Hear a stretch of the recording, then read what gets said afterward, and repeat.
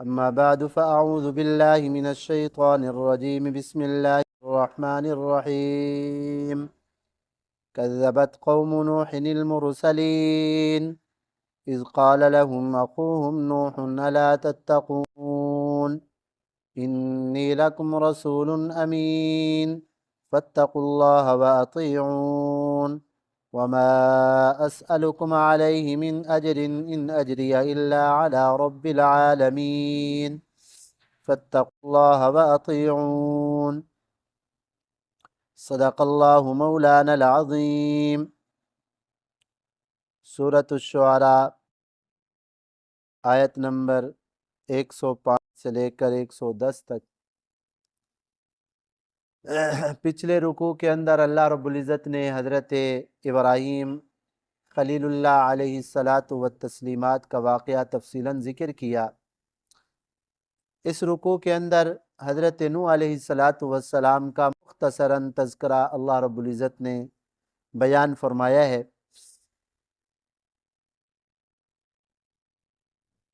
اللہ رب العزت نے جتنی بھی پیغمبر تشریف بھیجے ہیں ان میں حضرت نوح علیہ الصلاۃ والسلام اللہ کے پہلے رسول ہے۔ رسول اللہ کے وہ نبی ہوتے ہیں جن کو اللہ تعالیٰ نئی شریعت عطا فرماتے ہیں اور نئی کتاب بھی دیتے ہیں، ان کو رسول کہتے ہیں۔ اور اگر پہلی کتاب والے احکامات اور پہلی شریعت کے تابع ہو کر آئیں تو وہ نبی ہوتے ہیں۔ تو حضرت نوح علیہ الصلاۃ والسلام اللہ کے پہلے رسول ہیں، اور یہ وہ اللہ کے عظیم پیغمبر ہیں جنہوں نے بہت بڑی لمبی عمر تک قوم کی تکلیفوں کو برداشت کیا اور جو ہے نا قوم کو اللہ کی توحید کی دعوت دی۔ اللہ تعالیٰ فرماتے ہیں کذبت قوم نوح المرسلین، حضرت نوح علیہ الصلاۃ والسلام کی قوم نے رسولوں کو جھٹلایا، رسولوں کی بات کو نہیں مانا۔ اللہ کی توحید کی جو دعوت لے کر آئے تھے حضرت نوح علیہ الصلاۃ والسلام، کتنا عرصہ رہے؟ قرآن مجید میں اللہ تعالیٰ نے فرمایا کہ 950 سال تک حضرت نوح علیہ الصلاۃ والسلام نے قوم کو اللہ کی توحید کی دعوت دی۔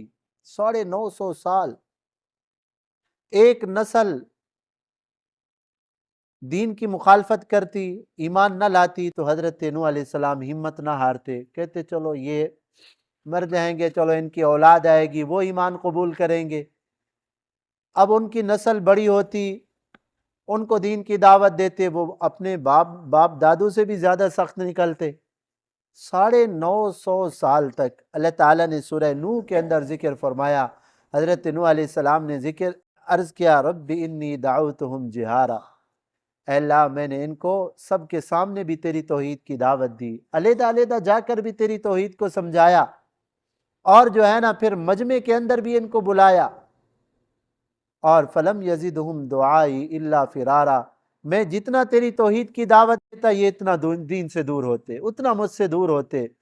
اور پھر وہ بد نصیب قوم ایسی کہ اپنے کانوں کے اندر انگلیاں ڈال دیتے کہ کہیں نوح علیہ الصلاۃ والسلام کی بات ہمارے کانوں میں بھی نہ پہنچے۔ اللہ کی توحید کی دعوت یعنی ایسے متنفر ہو گئے۔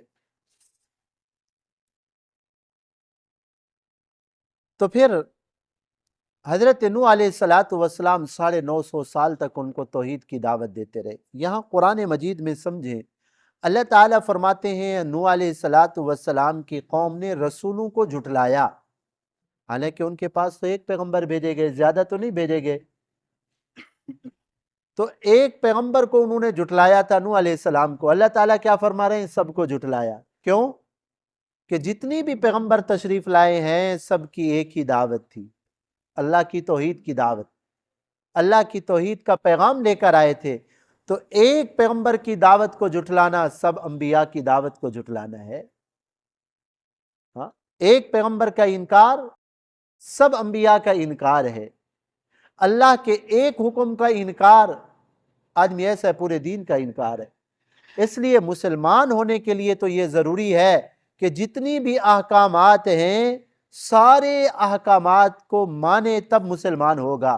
کافر ہونے کے لیے سارے احکام کا انکار کرنا ضروری نہیں، کافر ہونے کے لیے کسی ایک حکم کا بھی انکار کرے گا آدمی کافر ہو جائے گا۔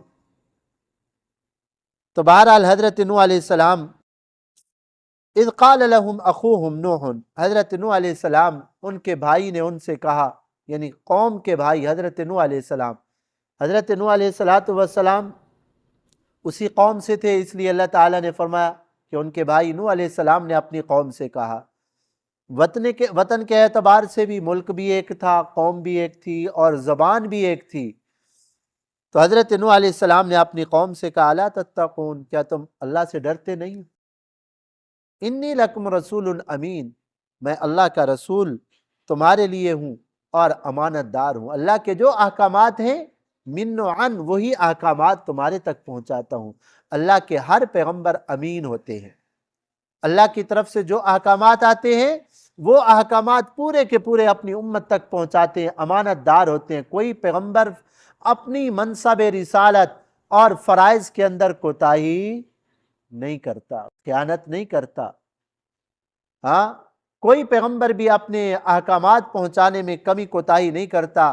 معاذ اللہ بعض بد نصیب ایسے بھی آئے ہیں جنہوں نے کہا کہ انبیاء کرام نے کوتاہی کی ہے فریضہ رسالت کے اندر۔ ہاں، یہ پھر نبی کے اوپر اعتراض نہیں ہے، یہ تو اللہ کے اوپر اعتراض ہے۔ اللہ تعالی، دیکھو ہم اپنا سفیر اور اپنا جو ہے نا معتمد اسی آدمی کو بناتے ہیں نا جس کے اوپر ہمیں اعتماد ہوتا ہے۔ حکومت سفیر بھیجتی ہے نا، ملکوں کے اندر ہمارے سفیر ہوا کرتے ہیں، تو اس آدمی کو سفیر حکومت بناتی ہے جس کے اوپر حکومت کو اعتماد ہوتا ہے کہ یہ ہمارے احکام کے خلاف نہیں کرے گا۔ تو انبیاء اللہ کی طرف سے سفیر بن کر آتے ہیں، اللہ کے احکامات پہنچاتے ہیں امت تک۔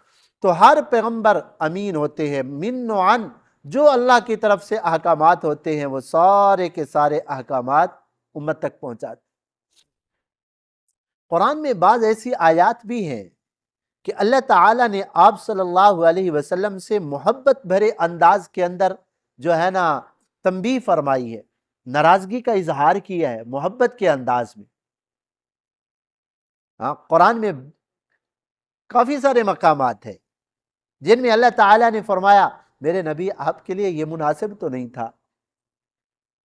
آگے ہم پیچھے پڑھ چکے ہیں، جب غزوہ بدر کے موقع پر نا کافر قید ہو گئے تھے تو آپ صلی اللہ علیہ وسلم نے صحابہ اکرام سے مشورہ کیا ہے جو قید ہو گئے ہیں کافر، کیا کرنا چاہیے ان کا؟ حضرت عمر رضی اللہ تعالی عنہ نے عرض کیا محبوب یہ جو قید ہو گئے نا کافر، آپ ایسا کریں جو جس کا قریبی رشتہ دار ہے نا اس کے حوالے کرے، وہ اپنے ہاتھ سے گردن مارے، اس کی اڑا دے۔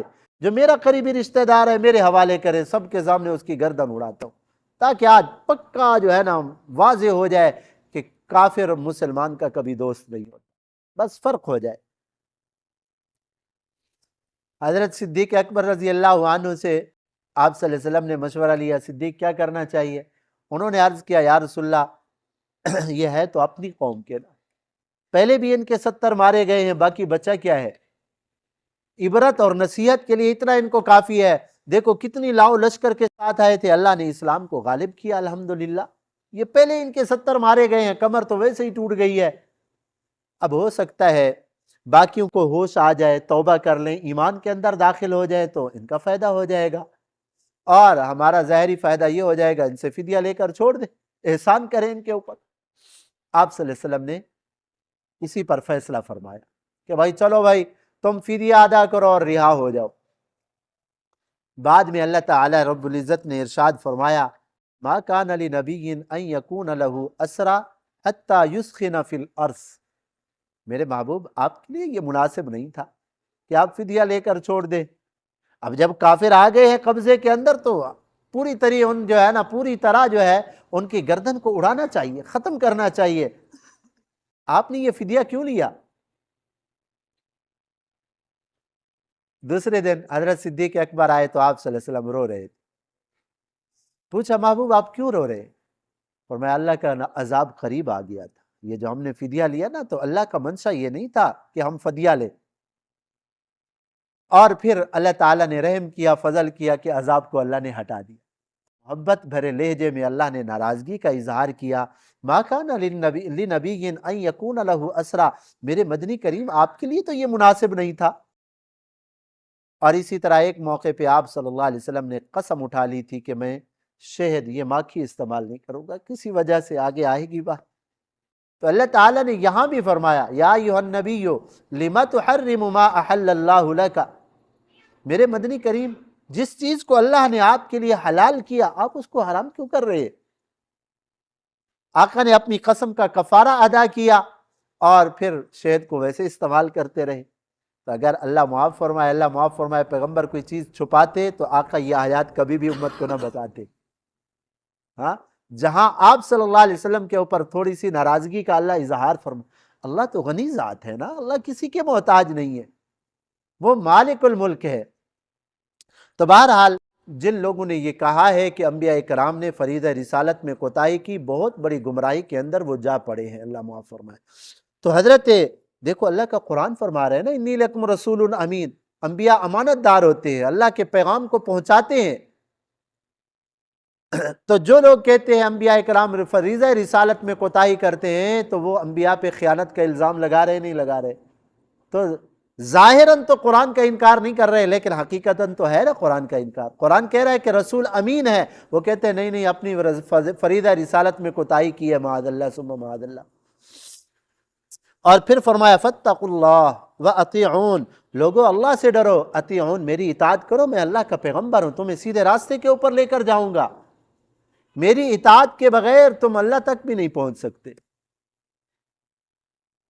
وما اسألکم علیہ من اجر، کافروں سے نبی یہ کہتے ہیں کہ ہم جو یہ دین کی بات آپ تک پہنچا رہے ہیں نا، اس کے اوپر ہم تم سے کوئی معاوضہ بھی نہیں مانگتے، کہ تمہیں ڈر ہو، خوف ہو کہ جی نبی کی بات اگر ہم مان لیں گے تو کل کو آ جائیں گے جی ہم نے جو تمہیں مہینہ بھر دین کی دعوت دیتے رہے ابھی تنخواہ دو۔ انبیاء کافروں سے کہتے ہیں ما اسألکم علیہ من اجر، ہم تم سے اجر کا مطالبہ نہیں کرتے، ان اجری الا علی رب العالمین، ہمارا اجر رب العالمین کے اوپر، اللہ ہمیں اجر دیں گے۔ ہاں، یہاں سے بعض لوگوں کو دھوکہ لگا ہے کہ جو دین کا کام کرنے والے ہیں ان کے لیے تنخواہیں لینا اور ان کے لیے وظیفہ لینا جائز نہیں، کیونکہ انبیاء تو بغیر اس کے جو ہے نا کیا پہنچا رہے ہیں، دین پہنچا رہے ہیں۔ بھائی یہ نبی کس کو کہہ رہے ہیں؟ مسلمانوں کو؟ کافروں کو؟ کافروں کو کہہ رہے ہیں نا کہ بھائی ہم تم سے جو ہے نا اجر کا مطالبہ نہیں کرتے، ہم بغیر کسی مطالبے کے، ہاں جو ہے نا بغیر کسی اجر کے ہم تمہیں دین کی دعوت دے رہے۔ لیکن اگر کوئی مسلمان نبی علیہ السلام انبیاء کرام کی خدمت کرتے تو انبیاء ان کو ٹھکراتے بھی نہیں تھے۔ حضرت صدیق اکبر کی 6 ریشم کی دکانیں تھی، آپ صلی اللہ علیہ وسلم اور دین اسلام کے اوپر قربان کر دیا، تو آقا نے کبھی انکار کیا؟ آقا کی خدمت میں صحابہ مال لاتے تو اللہ تعالیٰ نے کیا فرمایا خذ من اموالہم صدقۃ تطہرہم وتزکیہم بہا وصلی علیہم ان صلاتک سکن لہم، میرے مدنی کریم یہ صحابہ اکرام جو آپ کی خدمت میں مال لے کر آتے ہیں، صدقات زکوٰۃ لے کر آئیں، آپ ان کے قبول کر لیں۔ زکوٰۃ تو آپ خود استعمال نہیں کرتے تھے، لیکن آقا کی خدمت میں صحابہ اکرام اس لیے لاتے کہ محبوب یہ زکوٰۃ کا مال آپ جہاں مناسب سمجھے وہاں خرچ کر دیں۔ تو آقا کو اللہ تعالیٰ نے فرمایا میرے محبوب آپ ان کے لیے دعائیں کریں، اور آپ کی دعا سے ان کے دلوں کو اطمینان ہوگا۔ جب نبی دعا کریں گے اللہ ان کے مال کو قبول فرما۔ ہاں، اللہم صلی علی آل ابی اوفا، حدیث پاک میں آتا ہے ابن ابی اوفا کے لیے آپ صلی اللہ علیہ وسلم نے دعا کی اللہ ان کے اوپر رحمت نازل فرما۔ تو بہرحال بعض لوگوں کو یہ دھوکہ لگا ہے کہ بھائی یہ جو لوگ دین کی خدمت کر رہے ہوتے ہیں ان کے لیے معاوضہ لینا، یہ بھائی دین کی خدمت کا معاوضہ نہیں ہوتا۔ قرآن کے ایک حرف کی کوئی قیمت ادا کر سکتا ہے؟ ہاں، کوئی قیمت ادا کر سکتا ہے قرآن کے ایک حرف کی؟ ایک حرف کی کوئی قیمت ادا نہیں کر سکتا۔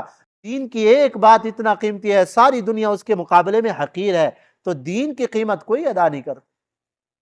بلکہ یہ جو علماء کرام دین کی خدمت کرتے ہیں یہ اپنے وقت کا معاوضہ لیتے ہیں، یہ پابند ہیں، آپ کو مسائل بتانے کے، آپ کو قرآن حدیث پڑھانے کے، سمجھانے کے، یہ پابند ہوتے ہیں، اسی پابندی کی وہ جو ہے نا اپنا وظیفہ لیتے ہیں۔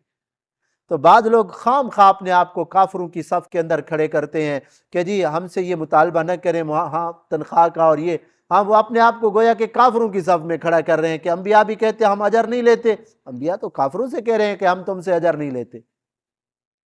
تو مسلمانوں کی صف میں اپنے آپ کو کھڑا کرنا چاہیے نا، تو دین کے لیے جان مال قربان کرنے کو سعادت سمجھنی چاہیے۔ فَاتَّقُوا اللَّهَ وَأَطِیعُونِ، پھر حضرت نوح علیہ السلام نے فرمایا اللہ سے ڈرو اور میری اطاعت کرو۔ نبی علیہ السلام کی یہی دعوت، تمام انبیاء کی یہی دعوت۔ اب قوم آگے کیا جواب دیتی ہے اگلی آیات کے اندر، یہ ہے بد نصیب قوم، اللہ کے نبی آ رہے ہیں پھر بھی ان کی دعوت کو جھٹلا رہے ہیں، بد نصیب۔